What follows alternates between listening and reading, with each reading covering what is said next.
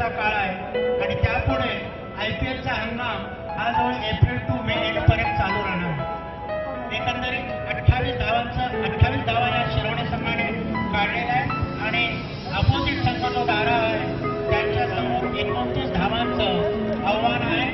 सध्या खेळ हँडल झालेला आहे। थेट प्लेसमेंटच्या प्लॅनिंग शिरवणे संघ करत आहे। मगाशी जो 40+चा सामना झाला तो अतिशय चांगला रंगतदार असा सामना झाला आणि सामन्याचे जे खेळाडू होते म्हणजे अष्टपैलू त्यांनी अतिशय चांगल्या प्रकारचे काम या मैदानावर केले आहे। या गावात अतिशय चांगले खेळ होत असतात, मोठे कार्यक्रम होत असतात आणि त्या तोच करिश्मा आपण या क्रिकेट टुर्नामेंटच्या पुढे चालवलेला आहे।